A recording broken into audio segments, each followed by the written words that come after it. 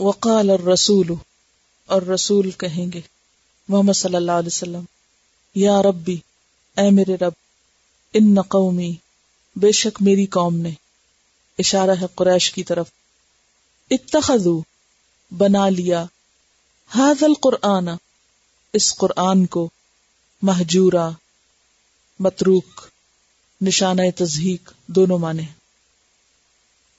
قیامت کے دن نبی صلی اللہ علیہ وسلم کچھ لوگوں کے حق میں گواہی دیں گے اور کچھ لوگوں کے خلاف، اور اس میں سب سے پہلے اپنی ہی قوم کے خلاف، یعنی قریش کے خلاف، کہ میں نے ان کے سامنے قرآن پیش کیا، کیونکہ سب سے پہلے آپ انہی کے سامنے لائے تھے نا، اور انہوں نے اس قرآن کی طرف بالکل توجہ نہیں کی اور اس کو چھوڑ دیا۔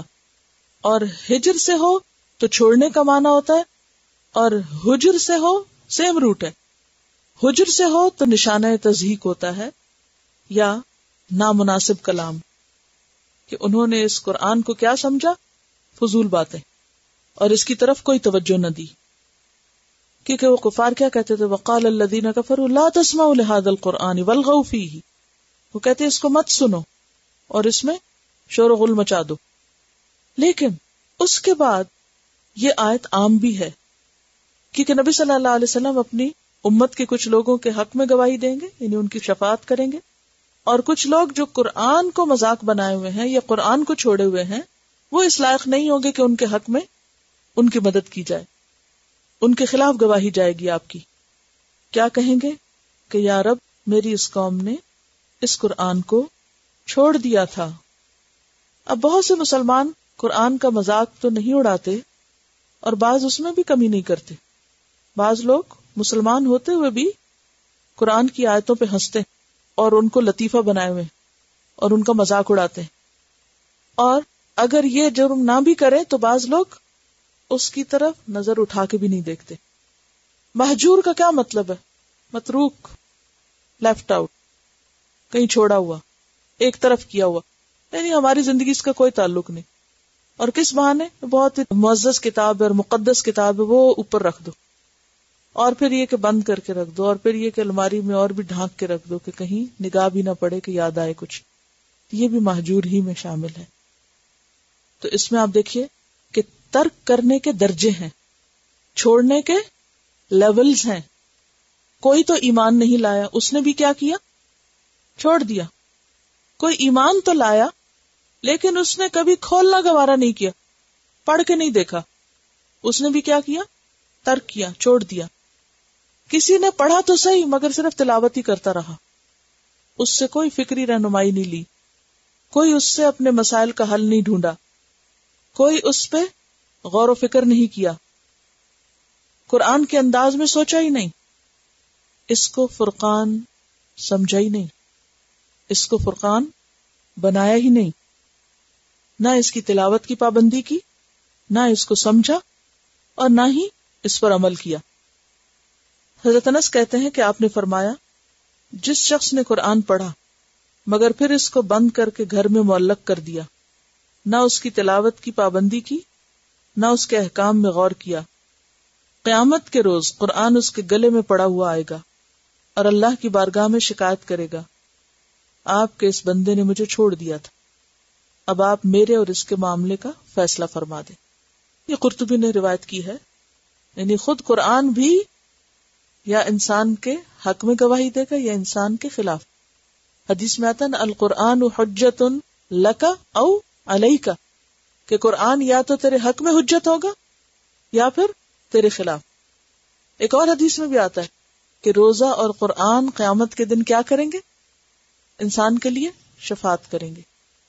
روزہ بھی جھگڑا کرے گا، قرآن بھی، لیکن اگر کسی کا قرآن سے تعلق ہی کوئی نہیں تو اس کے حق میں قرآن کیوں جھگڑا کرے گا آگے؟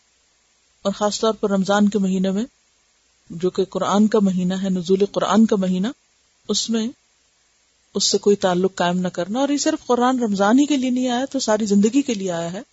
تو ایسے میں قرآن خود بھی اور پھر رسول رب کے حضور کیا کہیں گے کہ ان لوگوں نے قرآن کو چھوڑ دیا تھا۔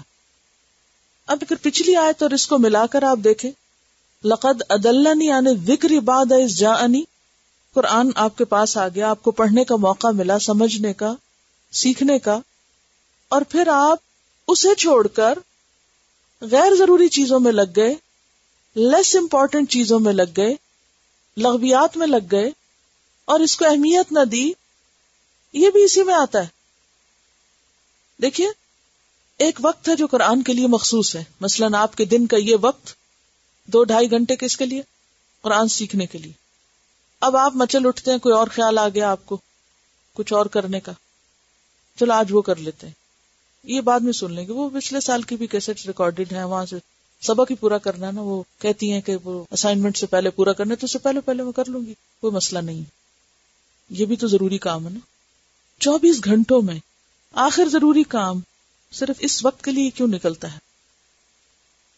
پھر صرف 24 گھنٹوں میں نہیں، کتنی زندگی ہم نے گزاری، کتنے سال جیے ہم اس زمین پر. ان سالوں میں اگر ہم نے ایک خاص وقت اس قرآن کو سیکھنے کے لیے عہد کیا، پھر چھوڑ کے اور کاموں میں کیوں لگ جاتے ہیں؟ پھر اور باتیں اس کے اوپر کیوں آ جاتی ہیں؟ کیا یہ بھی ترک کرنے میں نہیں آتا؟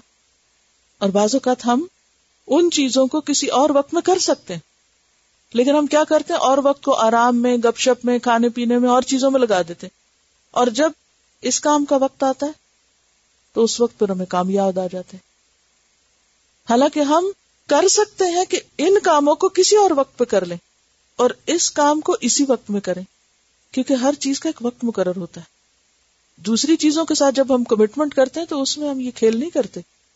کسی اسکول میں جائیں، کسی کالج میں، کسی یونیورسٹی میں، کوئی کورس آپ لیں، کوئی جاب کریں، کیا آپ روز یہی کرتے ہیں کہ آپ کہیں جاب کر رہے ہو تو آپ ہر روز نوٹس بھیج دیں آپ کو اتنے گھنٹے کام چاہیے نا، میں کسی اور وقت کر لوں، آج اس وقت نہیں ہو سکتا، آج یہ ہو گیا، آج وہ ہو گیا، ہر روز ایک نیا بہانہ بنا لیں؟ آپ کام نہیں کر سکتے. اور نہ ہی اس کام میں کوئی کوالٹی آتی. جس کام میں کنسسٹنسی نہیں، اس کام میں کوالٹی بھی نہیں، اس کا حق بھی ادا نہیں ہوتا.